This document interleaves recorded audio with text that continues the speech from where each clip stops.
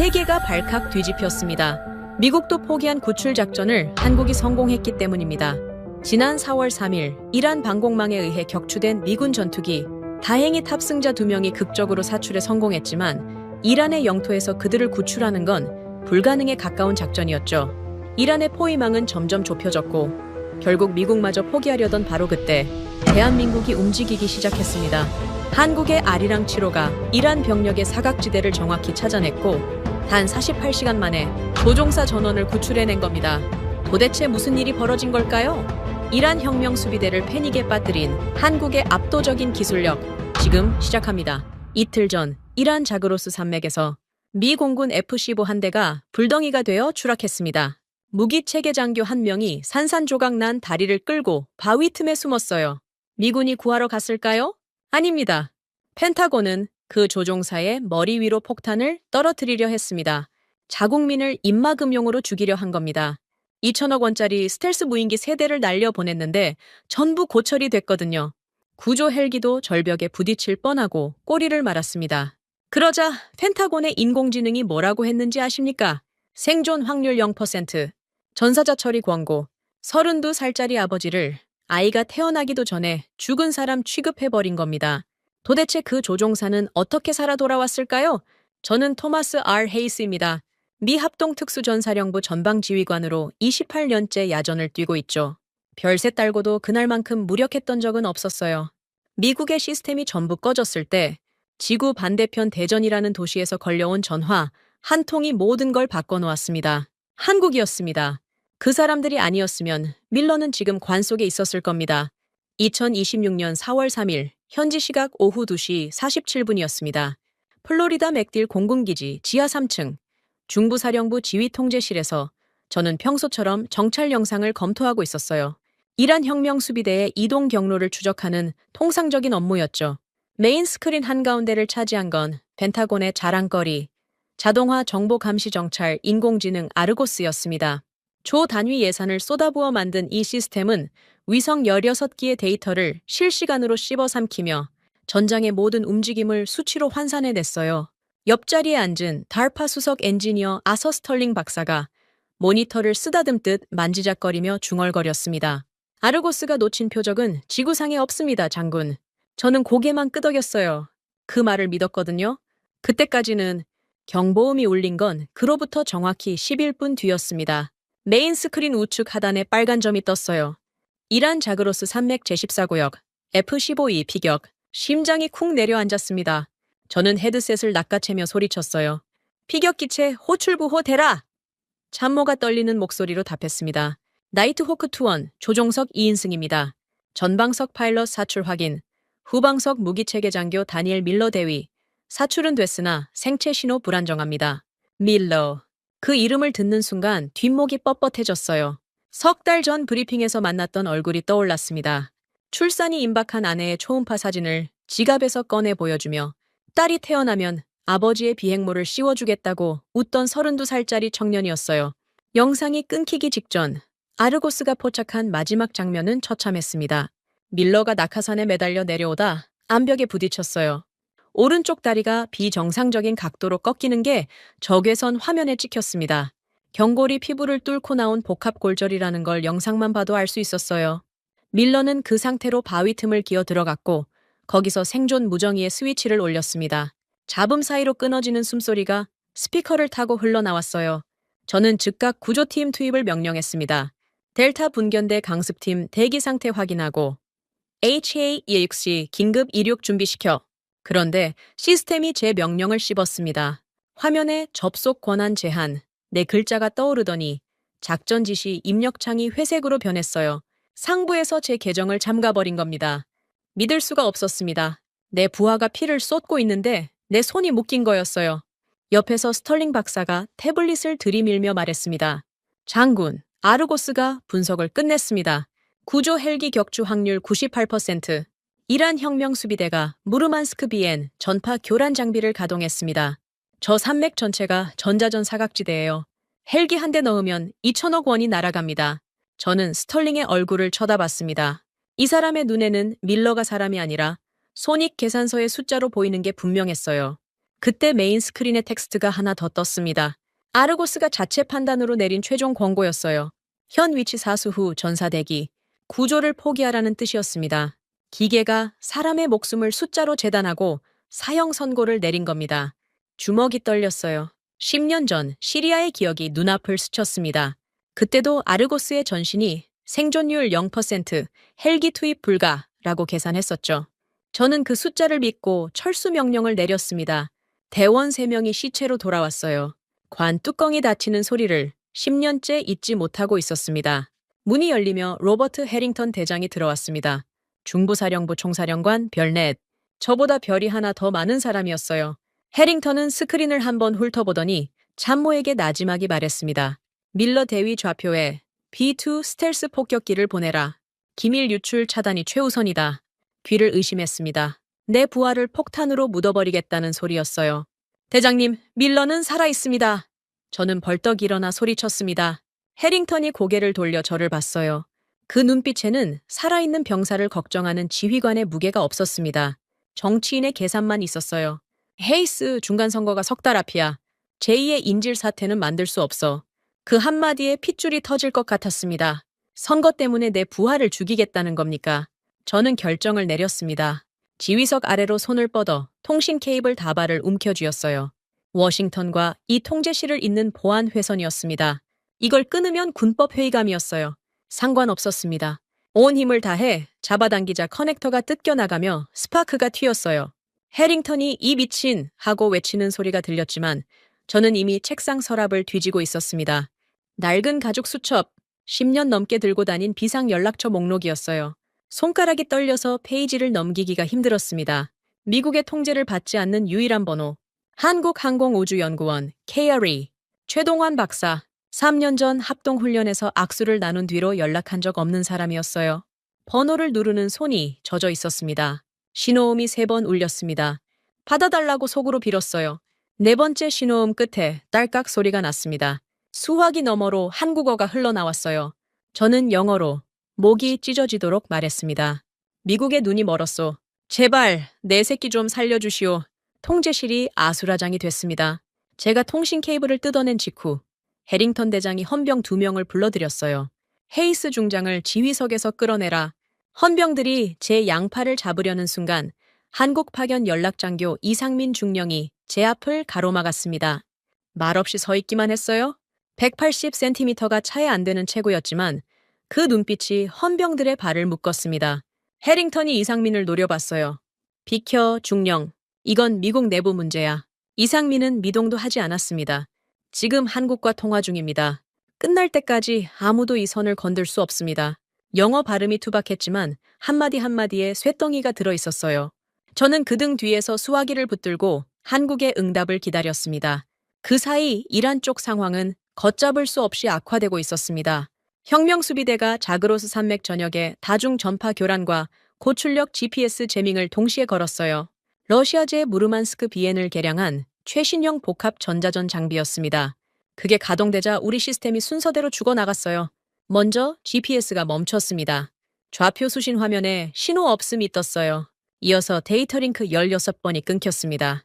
전투기와 지상 사이의 통신줄이 한꺼번에 잘린 겁니다. 마지막으로 아르고스가 해킹 위협을 감지했다며 스스로 안전 모드로 전환해버렸어요. 수십조 원을 쏟아부은 미국의 자동화 정찰망이 이란군의 전파방해 한 방에 눈을 감아버린 겁니다. 메인 스크린이 검게 변했습니다. 통제실에 남은 건 서버 냉각팬의 윙윙거리는 소리와 튀겨진 회로에서 나는 오존 냄새뿐이었어요. 설상가상이었습니다. 기상위성이 마지막으로 보내온 데이터에 따르면 10년 만에 강력한 붉은 모래 폭풍이 자그로스 산맥을 덮치고 있었어요. 모래 입자가 대기를 가득 채우면 광학 렌즈는 무용지물이 됩니다. 미국의 정찰 위성 4기가 그 구역 상공을 지나갔지만 촬영된 영상은 전부 붉은 노이즈 덩어리였어요. 수십 미터 앱도 분간할 수 없는 상태에서 밀러가 어디에 숨었는지 찾는 건 불가능에 가까웠습니다. 스털링 박사가 고개를 저으며 입을 열었어요. 물리학적으로 모래폭풍 하부를 투시하는 것은 불가능합니다. 이건 장비의 문제가 아니라 자연 법칙의 한계예요. 그 말투에는 안도감 비슷한 게 섞여 있었습니다. 포기할 명분이 생겼다는 안도감이요. 저는 그 얼굴을 차마 더 보고 있을 수가 없었어요. 펜타곤은 밀러를 찾겠다며 마지막 카드를 꺼냈습니다. 2천억 원짜리 스텔스 무인기 3대를 은밀히 자그로스 산맥으로 급파한 겁니다. 미합 중국이 보유한 최신의 정찰 자산이었어요. 레이더에 걸리지 않는 특수 도료를 바르고 저고해선 센서와 합성 개구 레이더를 탑재한 놈들이었습니다. 저는 스크린 구석에 남아있던 보조 모니터로 무인기들의 항적을 지켜봤어요. 첫 번째 기체가 산맥 외곽에 진입했습니다. 3분도 안 돼서 화면이 빙글 돌더니 신호가 끊겼어요. 추락이었습니다. 이란의 전파 교란이 무인기의 제어 신호를 통째로 빼앗은 겁니다. 두 번째도 같았습니다. 세 번째 기체는 고도를 낮춰 산등성이를 타고 들어가려 했지만 역시 4분 만에 통신 두절, 6천억 원어치 장비가 이란 산골짜기에 고철 덩어리로 처박힌 겁니다. 통제실의 한숨소리가 퍼졌어요. 누군가 젠장이라고 내뱉었습니다. 마지막 시도는 구조 헬기였습니다. HA-6CF 특수구조 헬기가 지면을 긁듯 초저고도로 산맥에 진입했어요. 조종사가 계기판 대신 육안으로 지형을 읽으며 밀어 넣었습니다. 하지만 내비게이션이 완전히 먹통인 상태에서 붉은 모래폭풍 속을 나는 건 자살 행위나 다름없었어요. 헬기가 절벽을 코앞에 두고 기술을 급선회하며 가까스로 빠져나왔습니다. 조종사의 비명 섞인 무전이 스피커로 쏟아졌어요. 시아영! 반복한다! 시아영! 더 이상 접근 불가! 헬기는 기술을 돌려 철수했습니다. 저는 의자 팔걸이를 두 손으로 움켜쥐고 있었어요. 손톱이 가죽을 뚫고 들어가는 것도 몰랐습니다. 그리고 아르고스가 스스로 마지막 결정을 내렸습니다. 밀러 대위의 생체 신호 추적을 자체적으로 종료하고 시스템 스크린에서 밀러의 이름을 전사자 명단으로 강제 이동시킨 겁니다. 인간의 명령 없이 기계가 한 사람의 생사를 판결해버렸어요. 스크린의 밀러의 상태가 KIA로 바뀌는 걸 보는 순간 속이 뒤집어지는 것 같았습니다. 스털링 박사가 그 화면을 확인하고는 담담하게 말했어요. 제 AI는 단 한 번도 틀린 적이 없습니다, 장군. 생존 확률 0%라는 건 0%라는 뜻입니다. 저는 그 말에 대꾸하지 않았습니다. 대꾸할 가치가 없었어요. 기계가 틀린 적이 없다는 게 아니라 기계가 틀렸을 때 인정할 용기가 없는 거였으니까요. 해링턴 대장이 통제실 한가운데 서서 참모들을 둘러봤습니다. 미국의 장비로 안 되는 일은 불가능한 일이다. 전 구역 즉시 철수하라. 그 한마디가 떨어지자 참모들이 하나둘 자리에서 일어났어요. 누군가 메인 스크린의 전원을 껐습니다. 보조 모니터도 꺼졌어요. 밀러의 마지막 위치를 표시하던 붉은 점이 사라졌습니다. 통제실의 불이 하나씩 꺼져갔어요. 어둠이 내려앉았습니다. 미합 중국 중부사령부가 자국 조종사를 공식적으로 포기한 순간이었습니다. 저는 어둠 속에서 꼼짝하지 않았어요. 자리를 뜰 수 없었습니다. 10년 전과 똑같은 장면이었거든요. 그때도 스크린이 꺼졌고, 그때도 기계가 0%라고 했고, 그때도 저는 명령에 따랐습니다. 대원 3명이 죽었어요. 이번에도 같은 실수를 반복할 겁니까? 32살짜리 아버지를 또 관 속에 넣을 겁니까? 주먹을 쥔 손등에 힘줄이 붉어졌습니다. 그때 무릎 위에 올려둔 휴대전화가 떨렸어요. 화면에 한국 국가번호가 찍혀 있었습니다. 플러스 82. 아까 제가 절박하게 건 전화의 회신이었어요. 수화기를 귀에 가져다 댔습니다. 한국어 섞인 영어가 들려왔어요. 차분하지만 단단한 목소리였습니다. 헤이스 장군, 최동환입니다. 상황을 들었소. 우리 아리랑 7호가 42분 뒤에 자그로스 상공을 지나가오. 미국이 못 보는 걸 우리가 보겠소. 저는 눈을 감았습니다. 숨이 턱까지 차올랐어요. 겨우 한마디를 짜냈습니다. 부탁하오. 최동환 박사가 짧게 답했어요. 부탁이 아니오. 우리도 군인의 목숨이 뭔지 아는 사람들이오. 전화가 끊겼습니다. 어둠 속에서 저는 꺼진 스크린을 올려다봤습니다. 미합 중국의 모든 기술이 고개를 숙인 그 자리에 한국이라는 이름이 조용히 들어서고 있었어요. 아직 포기하지 않은 사람들이 지구 반대편에 있었습니다. 저는 휴대전화를 가슴에 눌러쥐고 42분을 세기 시작했습니다. 42분이 30분처럼 느껴졌는지 1시간처럼 느껴졌는지 모르겠습니다. 어둠 속에서 시계 초침 소리만 귀를 파고들었어요. 통제실에 남은 인원은 저와 이상민 중령, 그리고 자리를 뜨지 못한 통신부사관 2명뿐이었습니다. 해링턴 대장은 참모들을 데리고 나갔고 스털링 박사는 자기 연구실로 돌아갔어요. 밀러를 포기한 사람들은 전부 떠났습니다. 휴대전화가 다시 떨렸습니다. 최동환 박사였어요. 헤이스 장군, 레드라인 개방이 필요하오. KLE 상황실과 직통 암호 회선을 열어야 우리 쪽 데이터를 실시간으로 보내줄 수 있소. 저는 이상민 중령을 봤습니다. 이상민이 고개를 끄덕이더니 보조 콘솔 앞에 앉아 손가락을 움직이기 시작했어요. 미국의 보조 통신망이 아니었습니다. 미국의 간섭을 일절 받지 않는 한국 독자 항법망 KPS와 아리랑 7호 전용 회선이었어요. 이상민이 암호키를 입력하자 콘솔 화면에 한글이 떴습니다. 대전 KL이 관제실 연결 완료. 미합 중국 중부사령부 한복판에 한국의 생명선이 꽂힌 겁니다. 스피커에서 잡음이 거치고 최동환 박사의 목소리가 울려 퍼졌습니다. 그 목소리는 통제실 밖 복도까지 새어나갔어요. 미국의 눈이 멀었소. 제발 내 새끼 좀 살려주시오. 아까 제가 한 말을 최동환 박사가 자기 상황실 요원들에게 그대로 틀어준 겁니다. 녹음이었습니다.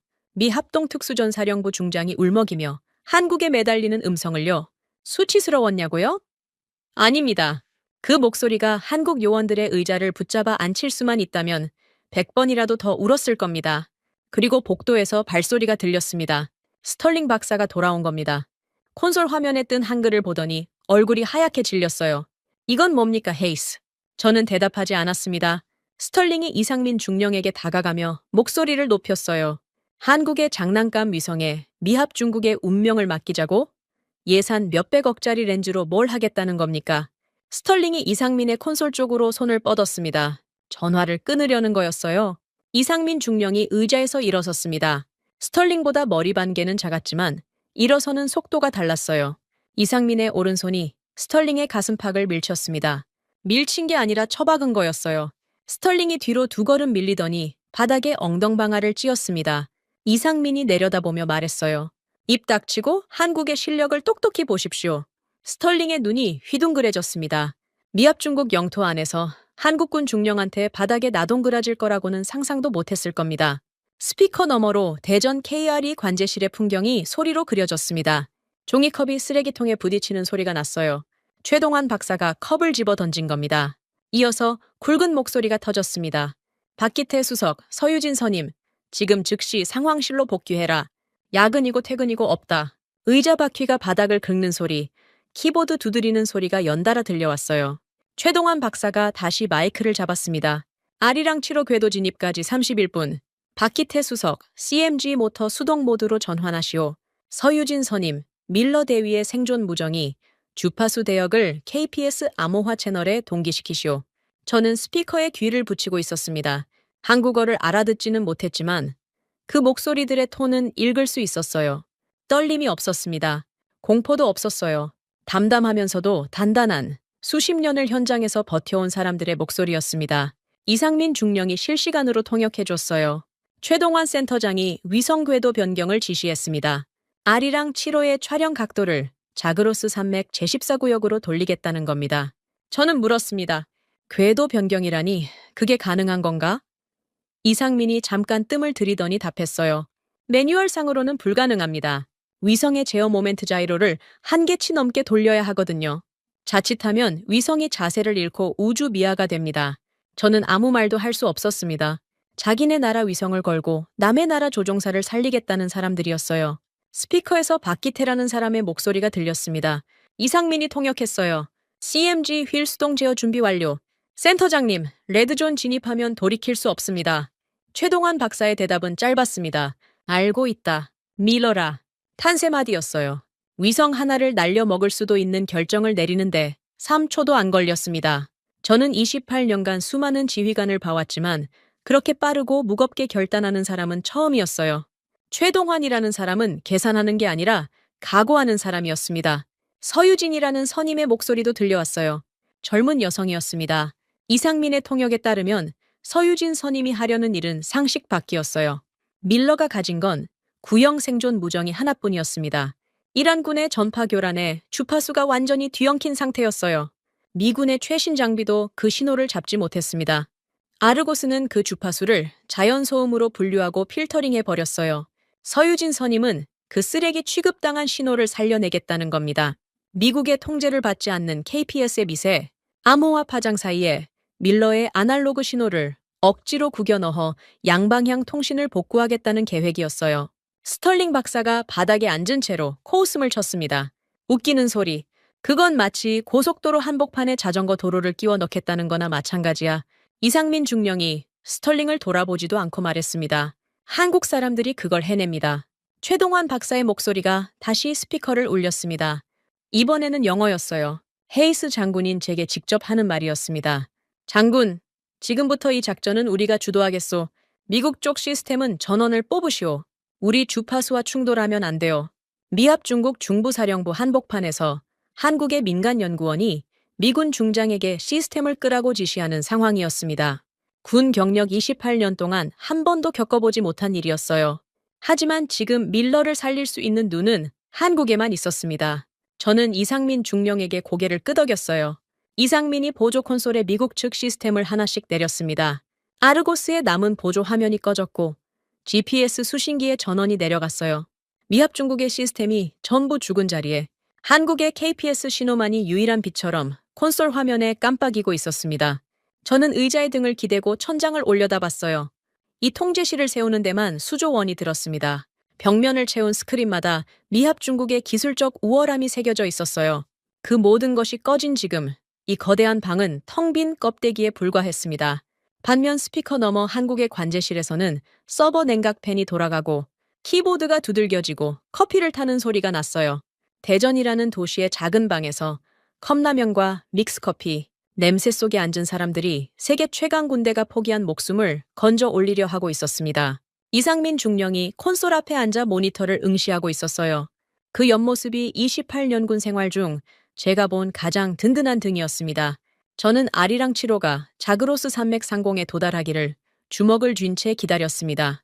아리랑 7호가 자그로스 산맥 상공에 진입한 건 현지 시각 4월 4일 새벽 1시 12분이었습니다. 스피커 너머로 박기태 수석의 목소리가 떨어졌어요. 이상민 중령이 즉시 통역했습니다.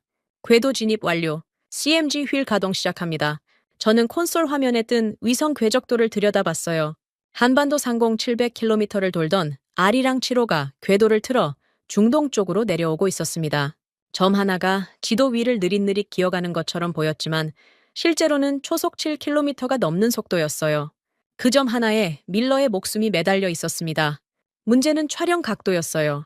아리랑 7호가 자그로스 산맥 위를 지나가는 시간은 고작 4분 남짓이었습니다. 그 사이에 모래 폭풍 아래 숨은 동굴 입구를 찍으려면 렌즈를 거의 수직으로 꺾어야 했어요. 위성의 자세를 바꾸는 장치가 제어 모멘트 자이로, 줄여서 CMG라는 놈이었습니다. 이상민이 설명해줬어요. 쉽게 말하면 위성 안에서 미친 듯이 도는 팽이 같은 건데 이걸 비틀어서 위성 전체의 방향을 바꾸는 겁니다. 매뉴얼에는 최대 허용치가 정해져 있었어요. 그 선을 넘으면 팽이가 깨지고 위성은 자세를 잃고 우주 쓰레기가 됩니다. 박기태 수석이 하려는 건 그 선을 넘어서 비트는 거였어요. 스피커에서 박기태 수석의 음성이 다시 흘러나왔습니다. 이상민의 통역이 이어졌어요. CMG 휠, 회전수 매뉴얼, 상한에 120%까지 올립니다. 센터장님, 진동 경고가 뜨면 무시하겠습니다. 최동환 박사의 대답이 돌아왔어요. 네가 판단해라. 네, 손을 믿는다. 저는 그 대화를 듣고 있었습니다. 한국어를 몰라도 두 사람 사이에 흐르는 신뢰의 무게는 느낄 수 있었어요. 20년, 30년을 한자리에서 같이 버텨온 사람들만이 나눌 수 있는 대화였습니다. 박기태 수석이 키보드를 두드리기 시작했어요. 이상민이 콘솔 화면을 가리키며 말했습니다. CMG 휠 회전수가 올라가고 있습니다. 레드존 진입까지 30초. 화면 한쪽에 붉은 그래프가 치솟았어요. 수치가 매뉴얼 상한선에 닿자 경고음이 울렸습니다. 비비비비. 규칙적이던 경고음이 점점 빨라졌어요. 박기태 수석이 경고창을 수동으로 닫았습니다. 그래프가 붉은 선을 넘어 계속 올라갔어요. 그 순간 서유진 선임 쪽에서도 움직임이 시작됐습니다. 이상민의 통역에 따르면 서유진 선임이 상황실의 스피커 볼륨을 최대로 높인 거였어요. 모래폭풍 소음 속에 묻힌 밀러의 생존 무정이 주파수를 잡아내려는 시도였습니다. 미군의 아르고스가 자연소음으로 걸러버린 그 주파수 대역을 0.1초 단위로 잘라서 분석하겠다는 겁니다. 스피커에서 기괴한 잡음이 쏟아져 나왔어요. 모래 알갱이가 바위에 부딪히는 소리, 바람이 협곡을 훑는 소리, 전파 교란 장비가 내뱉는 전자음. 그 소음의 바닷속에서 사람의 흔적을 건져 올리겠다는 거였습니다. 바늘 하나를 찾으려고 건초 더미를 한 올씩 뜯는 것과 다를 바 없었어요. 이상민이 갑자기 몸을 앞으로 숙였습니다. 서유진 선임이 뭔가를 잡았습니다. 저는 숨을 멈췄어요. 스피커 너머로 서유진의 목소리가 빠르게 쏟아졌습니다. 이상민이 통역했어요. 밀러 대위의 무정이 주파수가 아닙니다. 다른 음성입니다. 현지어, 페르시아어로 추정됩니다. 저는 미간을 찌푸렸어요. 페르시아어라니요? 이란군의 통신을 잡은 겁니까? 이상민이 고개를 저었습니다. 아닙니다. 군용 주파수가 아니에요. 민간 무정이 대역입니다. 누군가가 밀러 근처에서 구형 무정이를 쓰고 있습니다. 미군의 아르고스는 이 음성을 잡아냈을까요? 잡아냈습니다. 하지만 자연 소음으로 분류해서 휴지통에 쳐넣어 버렸어요. 인공지능에게 이란 산골짜기의 양치기 노인이 쓰는 낡은 무정이 신호 따위는 데이터 쓰레기에 불과했으니까요. 스털링 박사라면 통계적으로 무의미한 잡음이라고 했을 겁니다. 하지만 서유진 선임은 달랐어요. 이상민의 통역이 계속됐습니다. 서유진 선임이 이 음성을 밀러 대위 방향 2km 이내에서 발신된 것으로 추정하고 있습니다. 밀러의 위치를 좁히는 단서가 될 수 있다고 합니다. 서유진 선임이 다음에 한 일은 저를 놀라게 했습니다. 페르시아어로 무전을 보낸 겁니다. 이상민이 통역했어요. 우리는 침략자가 아닙니다. 아버지를 기다리는 아이를 살리려는 한국 사람입니다. 부디 도와주십시오. 한국의 젊은 여성 엔지니어가 이란 산골짜기에 누군지도 모르는 사람에게 살려달라고 호소하는 거였습니다. 미국이라면 절대 하지 않았을 방식이었어요. 펜타곤의 매뉴얼에는 적성국 민간인과의 접촉 자체가 금지 사항이거든요. 스털링이라면 보안 위반이라고 난리를 쳤을 겁니다. 하지만 서유진 선임은 매뉴얼 대신 사람의 마음을 택한 거였어요. 몇 분간 침묵이 흘렀습니다. 저는 스피커를 뚫어지게 쳐다봤어요. 응답이 없으면 이 단서도 끝이었습니다.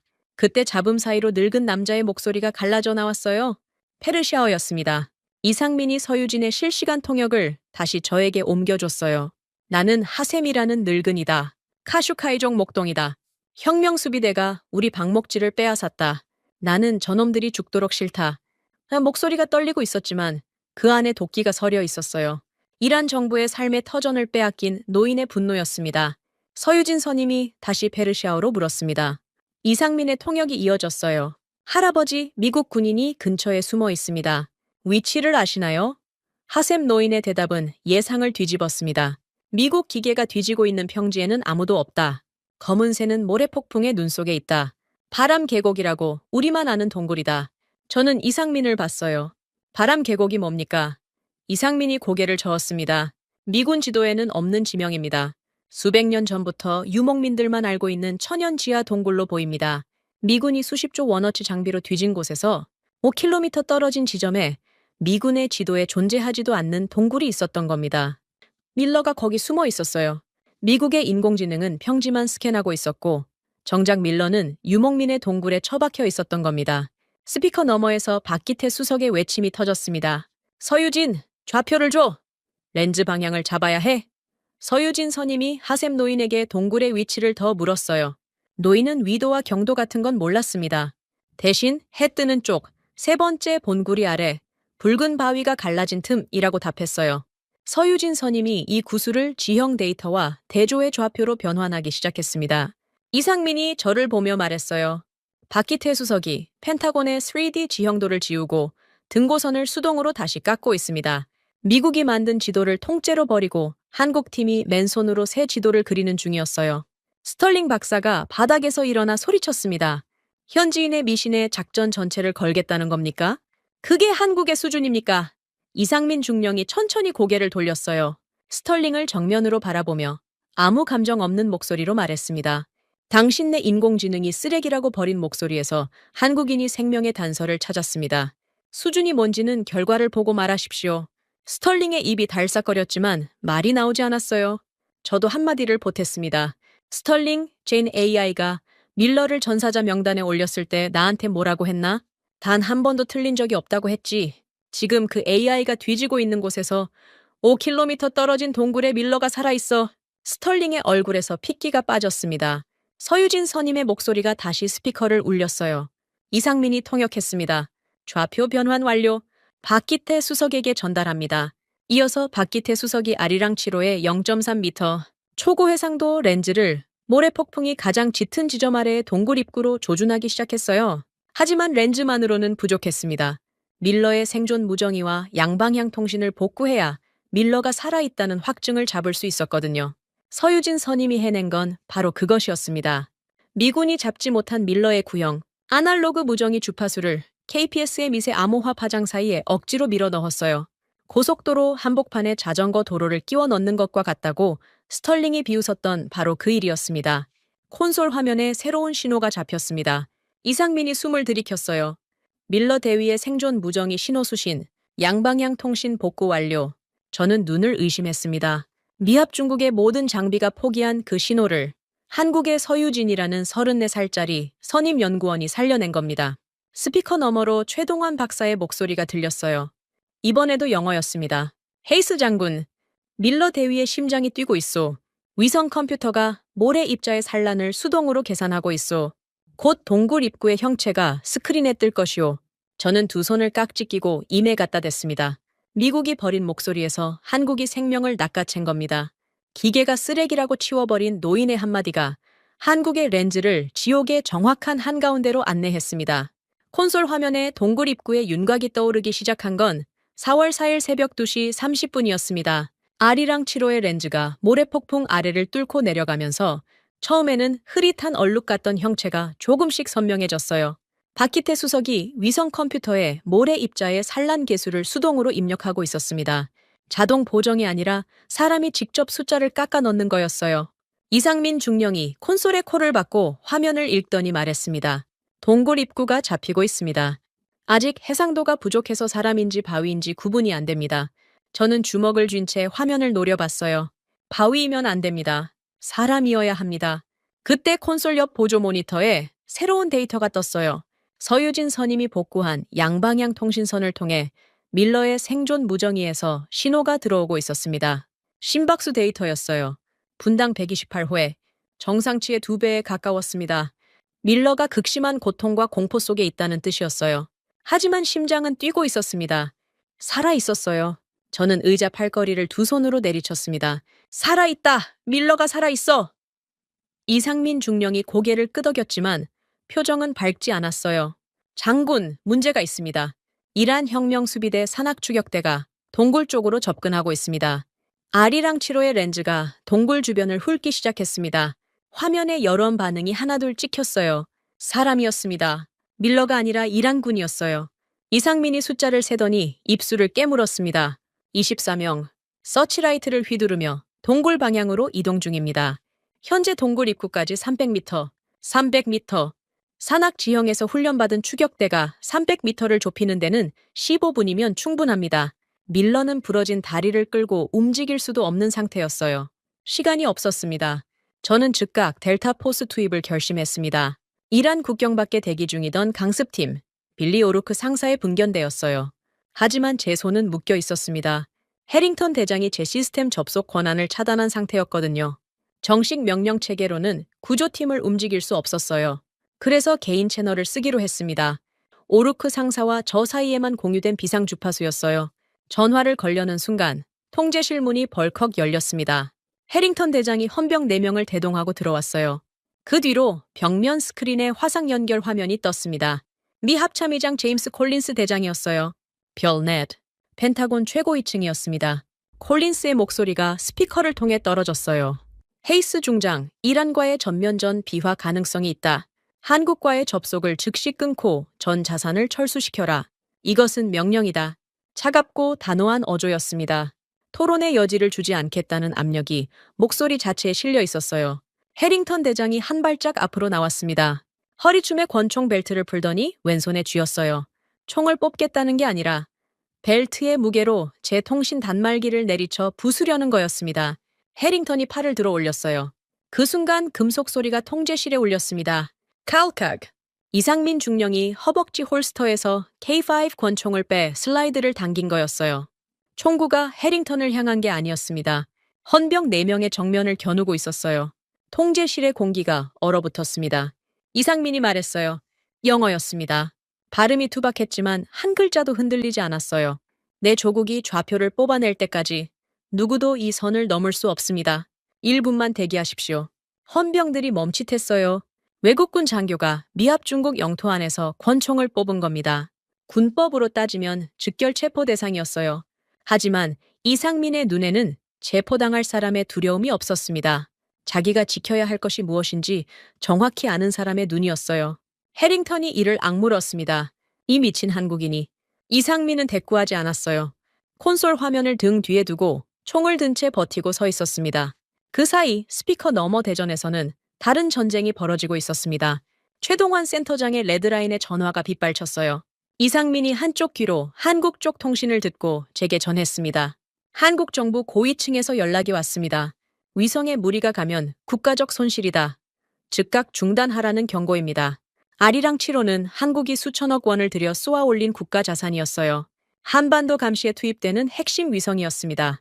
그걸 이란 상홀짜기의 미군 조종사 한 명 때문에 망가뜨릴 수는 없다는 게 한국 정부의 입장이었어요. 충분히 이해되는 판단이었습니다. 제가 한국 사람이었어도 같은 말을 했을 겁니다. 하지만 최동환 박사는 다른 종류의 사람이었어요. 이상민의 통역이 이어졌습니다. 최동환 센터장이 수화기 선을 뜯어버렸습니다. 상황실의 셔터를 물리적으로 잠그고 외부와의 소통을 완전히 차단했습니다. 저는 숨을 삼켰어요. 최동환 박사는 지금 자기 나라 정부의 명령을 거부하고 있는 겁니다. 해임은 물론이고 구속까지 각오한 거였어요. 남의 나라 군인 한 명 살리겠다고 자기 인생 전부를 걸어버린 겁니다. 이상민의 통역이 계속됐어요. 최동환 센터장이 박기태 수석에게 지시했습니다. 내 연금과 직위를 전부 건다. 위성이 터져도 좋으니 렌즈 각도를 끝까지 비틀어라. 박기태 수석이 답했습니다. 센터장님, 레드존을 넘기면 CMG 휠에 복구 불가능한 손상이 갑니다. 아리랑 7호의 수명이 반 이상 깎일 수 있습니다. 최동환 박사의 대답은 한마디였어요. 밀러의 수명이 먼저다. 박기태 수석이 3초간 침묵했습니다. 그리고 키보드를 두드리기 시작했어요. 콘솔 화면의 CMG 그래프가 다시 치솟았습니다. 아까 120%까지 올렸던 수치가 130을 넘고 140을 향해 달려갔어요. 경고음이 미친 듯이 울렸습니다. 화면에 빨간 글씨가 깜빡였어요. 위성 자세 불안정, 즉각 중단 광고. 박기타의 수석이 경고창을 또 닫았습니다. 이상민이 저를 봤어요. 위성이 흔들리고 있습니다. 진동이 심해지면 렌즈 초점이 나갈 수 있어요. 저는 주먹을 쥐고 화면을 노려봤습니다. 제발 버텨달라고 속으로 빌었어요. 내 부하를 살리려고 자기 나라 위성을 갈아 넣는 사람들이었습니다. 제가 할 수 있는 건 기도밖에 없었어요. 이상민이 갑자기 의자에서 반쯤 일어났습니다. 눈이 커졌어요. 렌즈가 동굴 안쪽으로 파고들고 있습니다. 형체가 잡힙니다. 콘솔 화면에 회색 윤곽이 떠올랐어요. 바위 틈 사이에 웅크린 사람의 실루엣이었습니다. 다리 하나가 비정상적인 각도로 꺾여 있었어요. 오른팔이 가슴 쪽으로 올라가 있었습니다. 뭔가를 붙잡고 있는 자세였어요. 무정이었습니다. 밀러였어요. 화면이 조금 더 선명해지자 밀러의 전투복 지퍼 안쪽에 작은 사각형이 보였습니다. 초음파 사진이었어요. 아직 태어나지 않은 딸의 사진을 품에 안고 버티고 있었던 겁니다. 저는 눈물이 나려는 걸 이를 악물고 참았습니다. 지금은 울 때가 아니었어요. 밀러의 위치가 확인됐으니 다음은 꺼내는 일이었습니다. 이란군 24명이 200m 앞까지 좁혀온 상태였어요. 그런데 스피커에서 최동환 박사의 목소리가 울렸습니다. 이번에는 한국어가 아니라 영어였어요. 저를 향한 말이었습니다. 헤이스 장군, 밀러 대위의 정확한 위치와 이란군 24명의 배치를 전부 잡았소. 0.1m 오차의 3차원 좌표를 지금 보내겠소. KPS 암호화 신회 실어 보내니 당신이 믿는 사람에게 전달하시오. 저는 이상민 중령을 봤습니다. 이상민이 고개를 끄덕였어요. 콘솔에서 좌표 데이터를 뽑아 제 개인 통신 단말기로 옮겼습니다. 저는 오루크 상사의 비상 주파수를 눌렀어요. 신호음이 2번 울리고 거친 숨소리가 들렸습니다. 상사, 나 헤이스다. 오루크의 목소리가 터졌어요. 장군님, 본부에서 귀환 명령이 떨어졌습니다. 지금 기술을 돌려야 합니다. 저는 말했습니다. 본부 명령 무시해라. 지금 좌표를 보낸다. 한국이 뽑아낸 데이터야. 이것만 보고 들어가라. 3초간 침묵이 흘렀어요. 오루크가 대답했습니다. 알겠습니다. 워싱턴은 있겠습니다. 서울이 쏴주는 좌표만 보고 밟겠습니다. 스피커 너머로 헬기 로터 소리가 들렸습니다. 오루크가 본부의 귀환 명령 무정의를 부추로 밟아 부순 거였어요. 이상민이 콘솔에서 델타포스의 통신 주파수를 KPS 신호망에 접속시켰습니다. 미국의 먹통 통신망 대신 한국의 생명선이 오루크의 헬기 조종석에 꽂힌 겁니다. 해링턴 대장이 소리쳤어요. 이건 항명이야. 전원 군법회의 감이다. 저는 해링턴을 똑바로 쳐다봤습니다. 군법회의는 밀러가 살아 돌아온 다음에 하십시오, 대장. 이상민 중령이 권총에 안전장치를 걸고 홀스터에 넣었어요. 헌병들이 더 이상 움직이지 않았거든요. 콘솔 화면에는 한국의 아리랑 7호가 보내주는 실시간 영상이 흐르고 있었습니다. 동굴 입구에 밀러 접근하는 이란군, 그리고 국경을 넘어 돌진하는 델타포스의 헬기, 세 개의 점이 한 점을 향해 수렴하고 있었어요. 그 모든 것을 보여주는 눈은 미국의 것이 아니었습니다. 한국의 눈이었어요. 대전 KRE 관제실의 최동환 센터장이 마이크를 잡았습니다. 이상민의 통역이 실시간으로 이어졌어요. 전 채널 주목. 지금부터 델타포스 강습팀의 침투 경로를 아리랑 7호 실시간 영상으로 유도한다. 서유진 선임. KPS 암호화 채널을 헬기 조종석에 직결시켜라. 박기태 수석. 렌즈 각도를 동굴 입구에서 침투 경로 전체로 확장해라. 저는 콘솔 화면을 응시했습니다. 한국의 민간 연구원이 미국 특수부대의 작전을 지휘하고 있었어요. 28년 군 생활에서 상상조차 해본 적 없는 광경이었습니다. 박기태 수석이 CMG 휠을 다시 비틀자 아리랑 7호의 시야가 넓어졌어요. 동굴 입구만 비추던 렌즈가 주변 지형 전체를 훑기 시작했습니다. 그때 화면에 찍힌 것은 밀러만이 아니었어요. 동굴 입구를 중심으로 반경 300m 안에 배치된 이란 혁명수비대, 산악추격대 24명의 위치가 하나하나 잡혀 나갔습니다. 바위 뒤에 엎드린 놈, 능선에 걸터 앉은 놈, 서치라이트를 들고 이동하는 놈, 무장 상태까지 선명했어요. 소총의 종류가 구분될 정도였습니다. 이상민이 숨을 들이켰어요. AK-203 14정, RPG-7 발사기 2정, 야간 투시경 착용자 6명, 전원의 정확한 좌표가 실시간으로 갱신되고 있습니다. 저는 할 말을 잃었습니다. 미합 중국의 위성 4기가 모래폭풍 앞에서 백기를 들었는데 한국의 위성 1기가 그 모래폭풍 아래를 뚫고 이란군의 소총 기종까지 읽어내고 있었어요. 아르고스가 수십조 원어치 데이터를 씹어 삼키고도 해내지 못한 일을 대전의 연구원 서너 명이 해내고 있었습니다. 스털링 박사가 콘솔 뒤에 서서 화면을 들여다보고 있었어요. 아까의 비웃음은 사라지고 입술이 파르르 떨리고 있었습니다. 자기가 만든 인공지능이 불가능이라고 판정한 일이 눈앞에서 벌어지고 있었으니까요. 서유진 선임이 뽑아낸 0.1m, 오차의 3차원 좌표가 KPS 암호화 신호에 실려 오르크 상사의 헬기 조종석에 꽂혔습니다. 이상민이 통역했어요. 서유진 선임이 좌표를 실시간으로 갱신하고 있습니다. 이란군이 움직일 때마다 새 좌표가 헬기에 전송됩니다. 오르크 상사의 목소리가 스피커를 통해 흘러나왔어요. 서울의 눈이 우리를 보고 있다. 이 좌표 미쳤다. 적의 숨소리까지 찍히는 것 같아. 오르크의 목소리에 두려움이 아니라 흥분이 실려 있었습니다. 눈먼 채로 적진에 뛰어드는 게 아니라 한국이 적의 모든 위치를 밝혀주고 있었으니까요. 델타포스의 구형 무정이들이 하나둘 KPS 신호망에 접속됐습니다. 먹통이 된 미국의 데이터링크 대신 한국의 통신선이 헬기와 지상 사이를 이었어요. 이상민이 콘솔을 조작하며 말했습니다. 델타포스 전원의 통신이 KPS에 올라왔습니다. 현재 미국의 통신망은 단 하나도 살아있지 않습니다. 모든 통신이 한국 채널을 타고 있어요. 미합 중국 최정예 특수부대가 자국 시스템을 완전히 버리고 한국의 생명선에 전적으로 의존하는 상황이었습니다. 세계 최강이라는 나라의 심장이 대전이라는 도시의 작은 관제실에서 뛰고 있었어요. 오르크의 헬기가 이란 국경을 넘었습니다. 콘솔 화면에 헬기의 항적이 찍혔어요. 산등성이를 타고 초저고도로 진입하는 경로였습니다. 아까 미군 구조 헬기가 절벽에 부딪힐 뻔하며 철수했던 바로 그 경로였어요. 차이가 있다면 이번에는 한국의 아리랑 7호가 지형의 모든 굴곡을 실시간으로 헬기 조종석에 뿌려주고 있다는 거였습니다. 이상민이 통역했어요.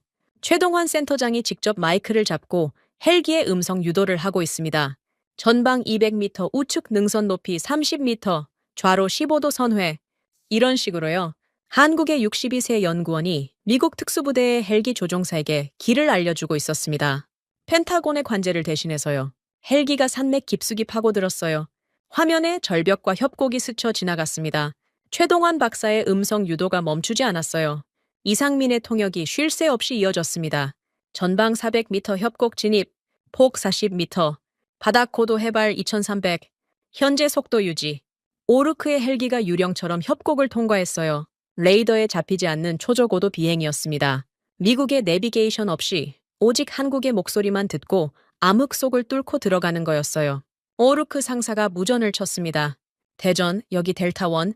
당신네 눈이 없었으면 우린 벌써 절벽에 처박혀 죽었을 겁니다. 아리랑 7호의 렌즈가 이란군과 밀러 사이의 거리를 실시간으로 측정해 헬기 조종석에 뿌렸습니다. 숫자가 계속 줄어들고 있었어요. 이란군이 동굴에 가까워지고 있었습니다. 200m, 180m, 150m. 밀러는 움직이지 못하고 있었어요. 부러진 다리로는 기어나갈 수도 없었습니다. 시간과의 싸움이었어요. 이란군이 먼저 동굴에 도달하면 밀러는 끝이었습니다. 스피커에서 서유진 선임의 목소리가 급박하게 터졌어요. 이상민이 통역했습니다. 이란군 선두조가 동굴 입구 120m 전방에서 멈췄습니다. 서치라이트를 동굴 방향으로 비추고 있어요. 발견한 것 같습니다. 심장이 쪼그라드는 것 같았어요. 저는 오르크에게 소리쳤습니다. 오르크, 이란군이 동굴을 찾았다. 얼마나 남았나? 오르크의 대답이 돌아왔어요. 3분입니다, 장군님. 3분만 더. 3분. 이란군이 120m를 좁히는데 3분이면 넉넉했습니다. 간발의 차이였어요. 최동환 박사의 목소리가 스피커를 울렸습니다. 이번에도 영어였어요. 헤이스 장군, 이란군 선두조의 좌표를 헬기 저격수에게 전송했소. 소총의 위치까지 잡았소. 사람을 맞히지 않아도 무장만 해제할 수 있소. 저는 한순간 멍했어요.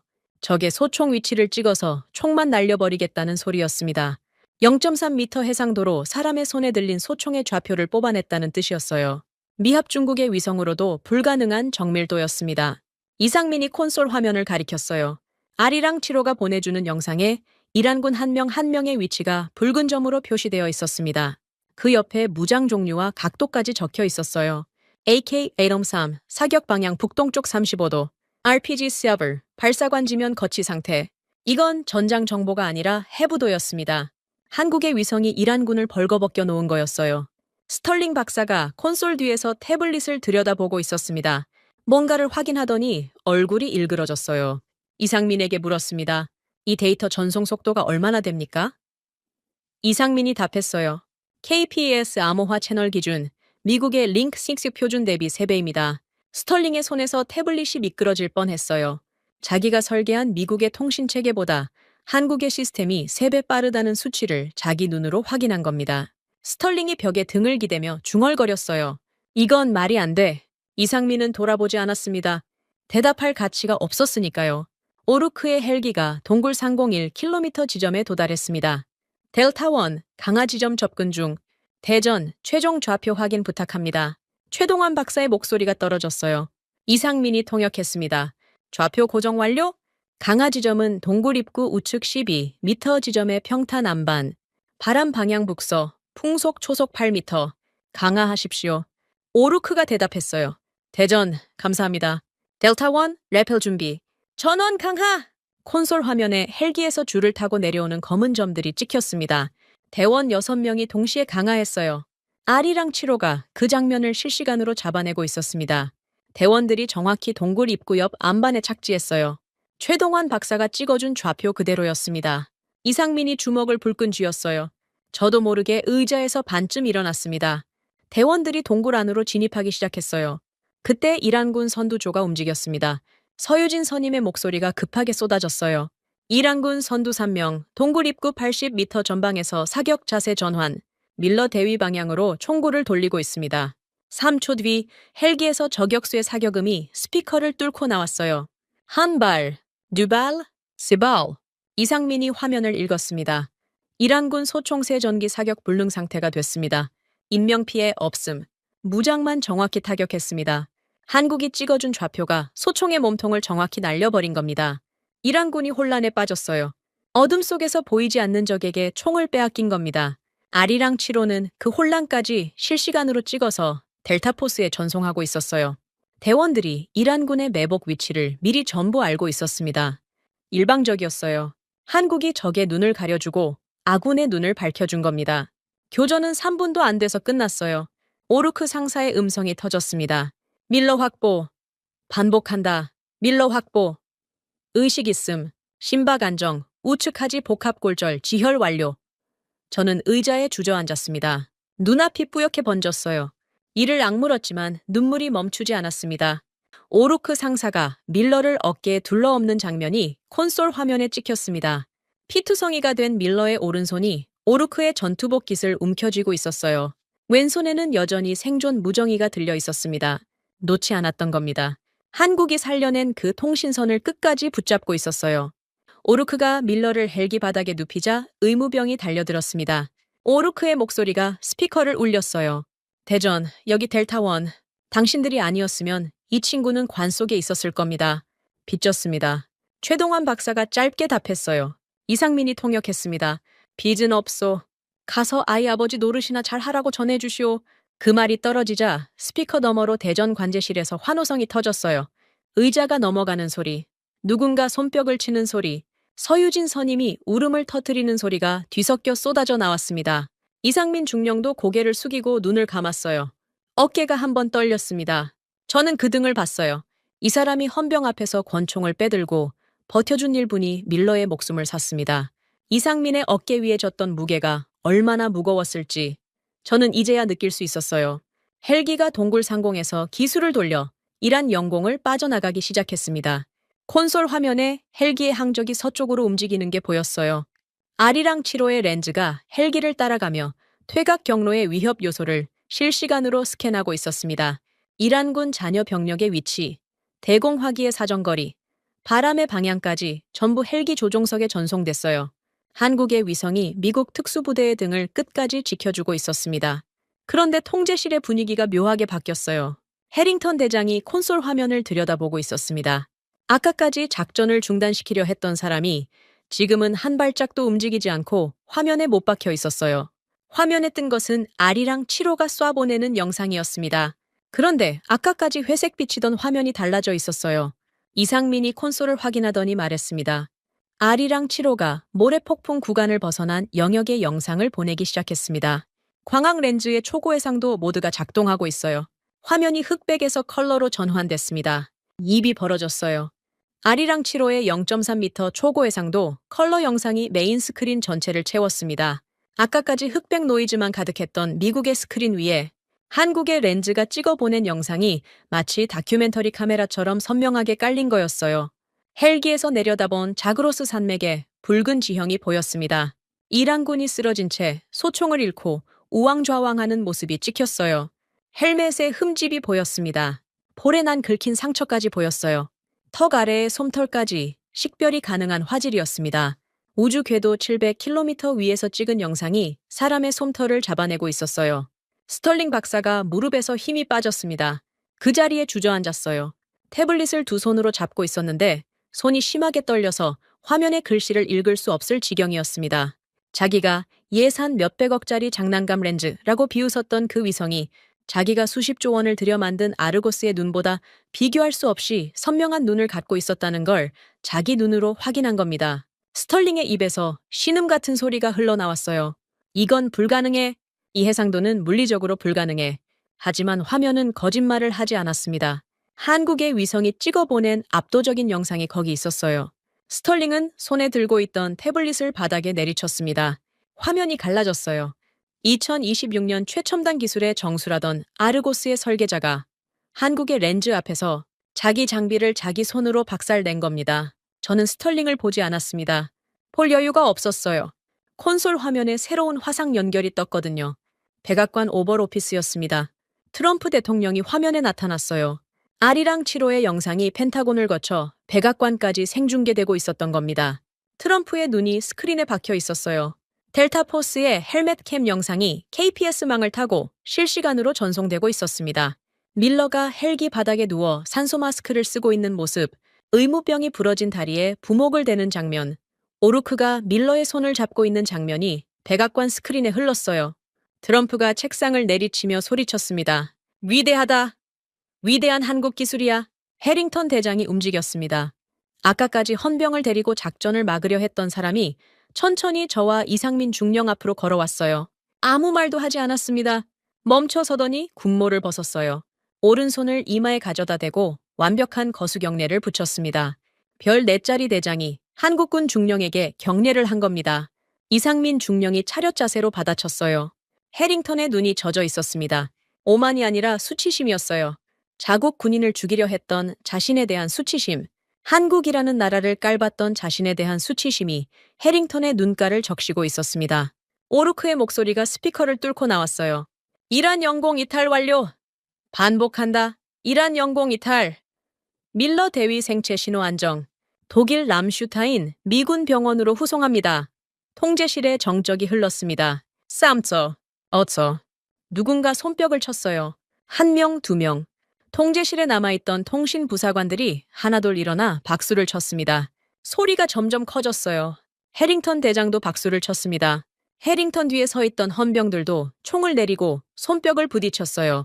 그 박수가 누구를 향한 건지는 모두가 알고 있었습니다. 대전이었어요. 한국이었습니다. 스피커 너머 대전 관제실에서는 다른 소리가 들렸어요. 서유진 선임이 의자에 앉은 채 양손으로 얼굴을 감싸고 울고 있었습니다. 박기태 수석이 서유진의 어깨를 두드리고 있었어요. 최동환 박사는 마이크에서 손을 떼고 안경을 벗었습니다. 안경알을 옷소매로 닦는 손이 떨리고 있었어요. 이상민의 통역이 마지막으로 이어졌습니다. 최동환 센터장이 상황실 요원들에게 말하고 있습니다.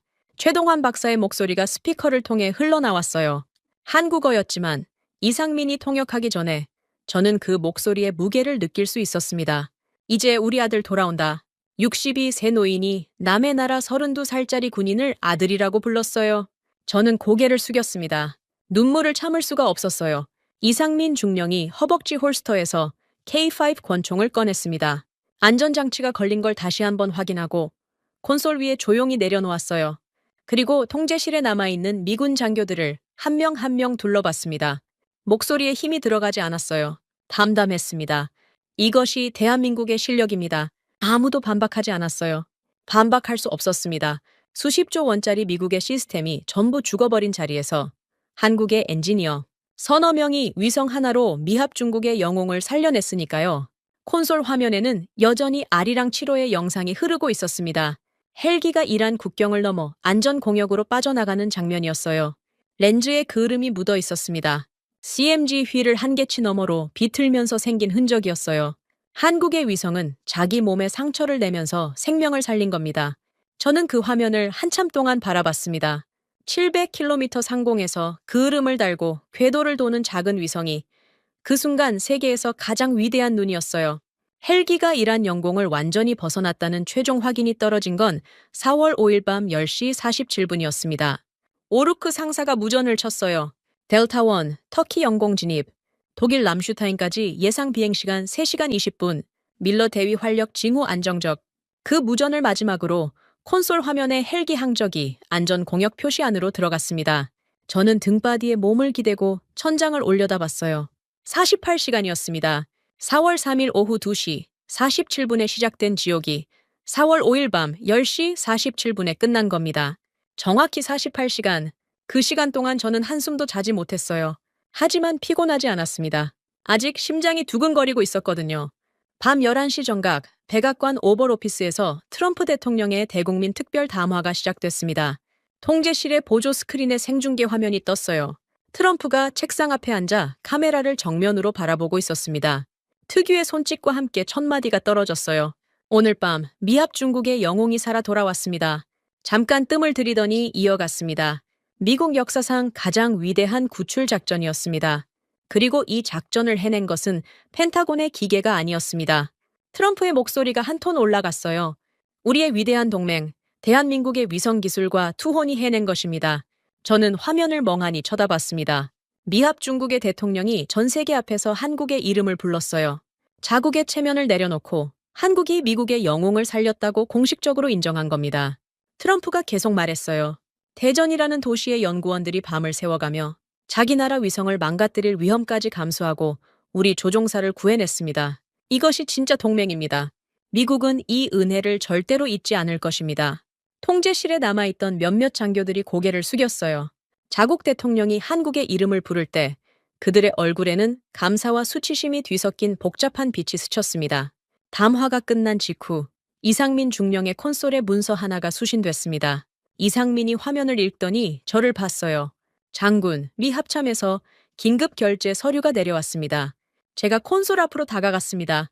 문서의 제목을 읽는 순간 다리에 힘이 풀릴 뻔했어요. 전 세계 미군 생존 매뉴얼 개정안, 제1항 위기시 한국 KPS 시스템 즉각 연동, 미합 중국 합참이 전 세계에 배치된 미군의 생존 교범. 첫 번째 조항에 한국의 위성 항법 시스템을 영구적으로 박아 넣은 겁니다. GPS가 먹통이 되면 가장 먼저 한국에 연결하라는 뜻이었어요. 미군의 매뉴얼은 20년에 한 번 바뀔까 말까 한 것입니다. 그 첫 번째 줄을 한국이 차지했어요. 이건 감사 서한 따위가 아니었습니다. 미합 중국이 한국의 기술력을 자국 군인의 생명줄로 공식 인정한 겁니다. 이상민이 문서를 스크롤하며 읽었어요. 부속 조항이 있습니다.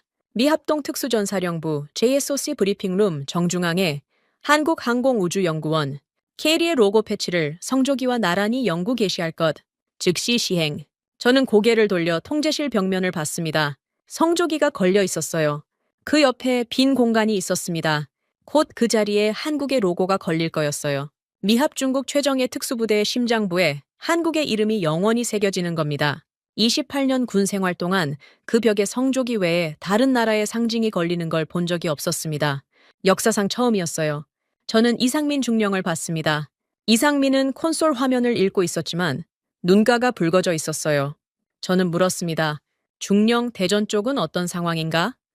이상민이 스피커 볼륨을 올렸어요. 대전 KLE 관제실의 소리가 흘러나왔습니다. 서버 냉각팬이 돌아가는 소리, 키보드를 두드리는 소리, 요란한 환호는 이미 잦아들어 있었어요.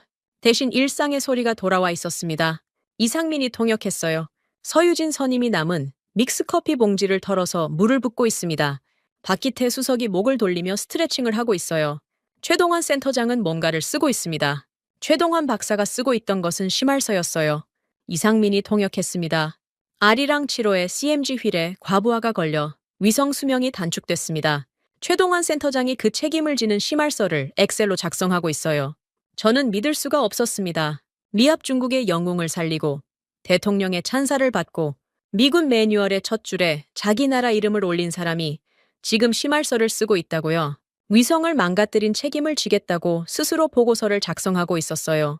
영웅 대접을 기대하는 게 아니라 규정을 어긴 대가를 먼저 치르겠다는 거였습니다. 최동환이라는 사람이 어떤 사람인지 그 심할서 한 장이 전부 말해주고 있었어요. 하지만 그 심할서의 운명은 최동환 박사의 예상과 달랐습니다. 이상민이 콘솔에 뜬 새로운 수신 내역을 읽었어요. 한국 상부에서 회신이 왔습니다. 심할서 반려, 관련 요원 전원 특급 승진 통보. 최동환 박사의 심할서를 상부가 찢어버린 겁니다. 징계는커녕 승진이었어요. 이상민이 덧붙였습니다. 그리고 해링턴 대장 명의로 대전 KRE의 최고 등급 감사, 서한과 한미연맹 강화 훈장 발송이 결재됐습니다. 아까 밀러의 머리 위로 폭탄을 떨어뜨리려 했던 그 해링턴이 밀러를 살린 한국에 훈장을 보내는 서류에 서명한 겁니다. 저는 해링턴의 뒷모습을 봤어요. 통제실 구석에 서서 벽을 바라보고 있었습니다. 무슨 생각을 하고 있는지 모르겠지만 그 등이 아까보다 작아 보였어요. 스피커 너머 대전 관제실의 소리는 점점 잠잠해지고 있었습니다. 서유진 선임이 믹스커피를 홀짝이며 모니터를 바라보고 있다고 이상민이 전했어요. 박기태 수석이 뻐근한 목을 좌우로 돌리며 다시 위성 텔레메트리 데이터를 확인하고 있었습니다. 한반도 상공 700km를 도는 아리랑 7호의 궤도를 묵묵히 응시하고 있었어요. 방금 세계를 뒤집어 놓은 사람들이 다시 일상으로 돌아가고 있었습니다. 커피를 마시고 목을 돌리고 모니터를 보고 마치 아무 일도 없었던 것처럼요. 하지만 그 일상의 무게가 달라져 있었어요. 컵라면 냄새와 믹스커피 봉지가 나뒹구는 그 작은 방이 이제 전 세계가 우러러보는 곳이 됐으니까요. 독일 람슈타인 미군 병원에서 연락이 왔습니다. 밀러 대위가 수술실에 들어갔다는 보고였어요. 오른쪽 경골 복합 골절, 수술 예상 시간 4시간, 생명에는 지장이 없다고 했습니다. 저는 눈을 감았어요. 32살짜리 아버지가 살았습니다. 아이 얼굴을 볼 수 있게 됐어요. 아르고스가 전사자 명단에 올렸던 이름이 살아있는 사람의 목록으로 돌아온 겁니다. 몇 시간 뒤 람슈타인 병원에서 사진 한 장이 전송돼 왔어요. 밀러가 마취에서 깨어난 뒤 찍은 사진이었습니다. 휠체어에 앉은 밀러가 아내를 끌어안고 있었어요. 아내의 품에는 갓 태어난 아기가 안겨 있었습니다. 밀러가 일한 산골짜기에서 버티는 동안 아이가 태어난 거였어요. 딸이었습니다. 사진 속 밀러의 얼굴은 멍투성이에 붕대가 감겨 있었지만 웃고 있었어요. 눈물을 흘리며 웃고 있었습니다. 사진 한쪽 구석에 요람이 찍혀 있었어요. 요람 위에 작은 깃발 2개가 나란히 매달려 있었습니다. 성조기 하나, 그리고 그 옆에 밀러의 피 묻은 전투복에서 떼어낸 작은 태극기 패치 하나. 밀러가 직접 매단 거라고 했어요. 자기 딸이 눈을 뜰 때마다 태극기를 보게 하겠다고요. 자기 목숨을 살린 나라의 깃발을 아이의 첫 번째 기억으로 만들겠다는 거였습니다. 저는 그 사진을 한참 동안 들여다봤어요. 화면이 뿌옇게 번져서 제대로 보이지 않았습니다. 4월 5일 밤 11시 30분, 48시간의 지옥이 완전히 끝난 시각이었습니다. 맥딜 공군기지의 통제실은 텅 비어 있었어요. 저와 이상민 중령만 남아 있었습니다. 꺼졌던 메인 스크린에는 아무것도 뜨지 않았어요. 대신 이상민의 콘솔의 아리랑 7호의 궤도 데이터가 조용히 흐르고 있었습니다. 700km 상공, CMG 휠의 과부하가 걸려 수명이 깎이고 렌즈에 그을음이 묻은 채로 한국의 작은 위성이 궤도를 돌고 있었어요. 아무 말 없이 아무 보상도 바라지 않고 지구의 어둠을 묵묵히 내려다보며 이상민이 콘솔의 전원을 내리기 전에 한마디 했습니다. 장군, 대전에서 마지막 메시지가 왔습니다. 저는 고개를 돌렸어요. 이상민이 화면을 읽었습니다. 최동환 센터장입니다. 내일 아침에 아리랑 8호 설계 회의가 있소. 먼저 자겠소. 수고했소. 저는 한참을 아무 말도 하지 못했어요. 세상을 뒤집어 놓고 난 뒤 첫 마디가 내일 회의 이야기였습니다. 대단한 사람이라는 말로는 부족했어요. 이건 그런 차원의 문제가 아니었습니다. 최동환이라는 사람은 영웅이 되려고 한 게 아니라 그냥 자기 일을 한 거였어요. 자기 자리에서 자기 몫을 다한 거였습니다. 저는 의자에서 일어났습니다. 이상민 중령과 나란히 통제실을 나왔어요. 복도의 형광등이 희미하게 빛나고 있었습니다. 저는 걸으면서 생각했어요. 28년 군 생활 동안 저는 미합 중국이 세계 최강이라고 믿어왔습니다. 그 믿음이 틀렸다는 게 아닙니다. 다만 가장 깊은 절망의 어둠 속에서 미국의 등 뒤에 숨지 않고 제 힘으로 빛을 켠 나라가 있었어요. 컵라면과 믹스커피 냄새가 배인 작은 관제실에서 위성을 비틀고 주파수를 꿰매고 좌표를 깎아낸 사람들이 있었습니다. 한국이었어요. 그 사람들 덕분에 32살짜리 아버지가 딸의 얼굴을 볼 수 있게 됐고 두 나라는 하나의 흔들리지 않는 시야로 함께 살아가는 법을 배웠습니다. 밤하늘 어딘가에서 그을음 묻은 렌즈가 여전히 지구를 내려다보고 있었어요. 한국의 눈이었습니다. 가장 완벽한 밤이 깊어가고 있었습니다. 4월 5일 밤 11시 백악관 오벌 오피스에서 트럼프 대통령의 대국민 특별 담화가 시작됐습니다. 통제실의 보조 스크린에 생중계 화면이 떴어요. 트럼프가 책상 앞에 앉아 카메라를 정면으로 바라보고 있었습니다. 특유의 손짓과 함께 첫 마디가 떨어졌어요. 오늘 밤 미합 중국의 영웅이 살아 돌아왔습니다. 잠깐 뜸을 들이더니 이어갔습니다. 미국 역사상 가장 위대한 구출 작전이었습니다. 그리고 이 작전을 해낸 것은 펜타곤의 기계가 아니었습니다. 트럼프의 목소리가 한 톤 올라갔어요. 우리의 위대한 동맹, 대한민국의 위성 기술과 투혼이 해낸 것입니다. 혈맹 대한민국의 우주 기술이 미합 중국의 연공을 살렸습니다. 저는 화면을 멍하니 쳐다봤습니다. 미합 중국의 대통령이 전 세계 앞에서 한국의 이름을 불렀어요. 자국의 체면을 내려놓고 한국이 미국의 영웅을 살렸다고 공식적으로 인정한 겁니다. 트럼프가 계속 말했어요. 대전이라는 도시의 연구원들이 밤을 새워가며 자기 나라 위성을 망가뜨릴 위험까지 감수하고 우리 조종사를 구해냈습니다. 이것이 진짜 동맹입니다. 미국은 이 은혜를 절대로 잊지 않을 것입니다. 통제실에 남아있던 장교 몇몇이 고개를 숙였어요. 자국 대통령이 한국의 이름을 부를 때 그들의 얼굴에는 감사와 수치심이 뒤섞인 복잡한 빛이 스쳤습니다. 담화가 끝난 직후 이상민 중령의 콘솔에 문서 하나가 수신됐습니다. 이상민이 화면을 읽더니 저를 봤어요. 장군, 미 합참에서 긴급 결제 서류가 내려왔습니다. 제가 콘솔 앞으로 다가갔습니다.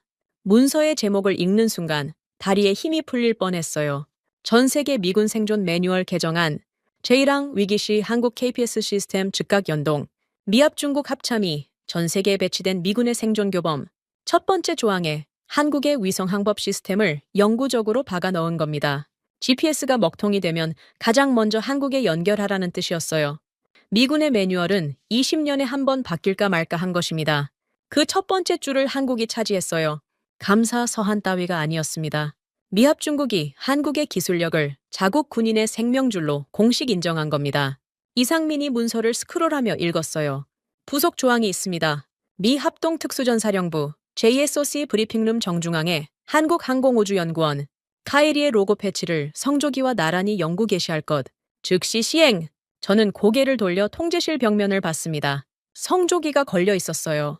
이 통제실이 아니라 버지니아 JSOC 본부의 이야기였지만 그 벽에 성조기 외에 다른 나라의 상징이 걸리게 되는 건 역사상 처음이었습니다.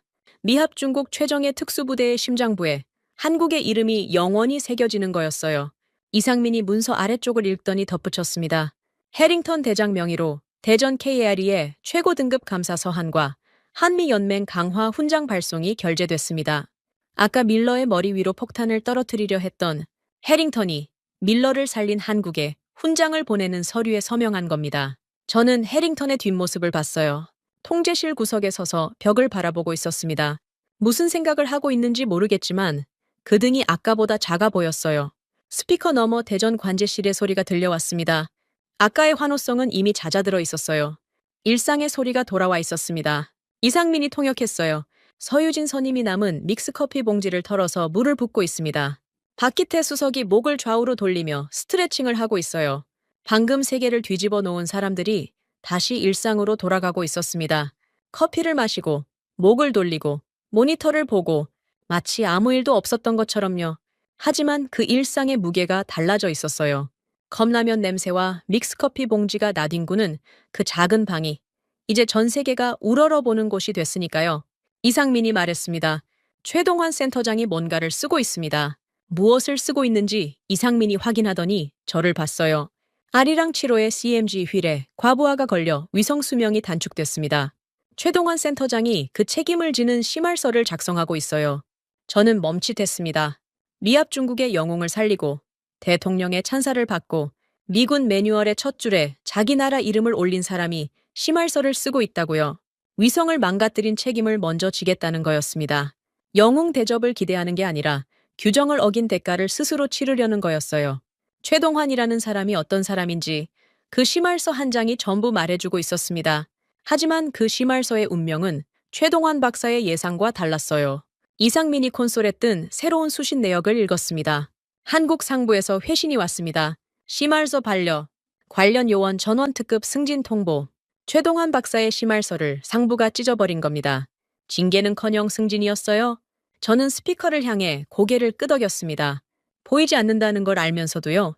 그래야 마땅한 일이었어요. 11시 20분 독일 람슈타인 미군 병원에서 긴급 보고가 올라왔습니다. 밀러 대위가 수술실에서 나왔다는 내용이었어요.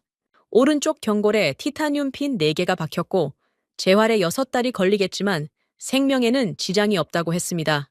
밀러가 마취에서 깨어났다는 이야기도 함께 왔어요. 그리고 사진 한 장이 전송돼 왔습니다. 밀러가 휠체어에 앉아 있었어요.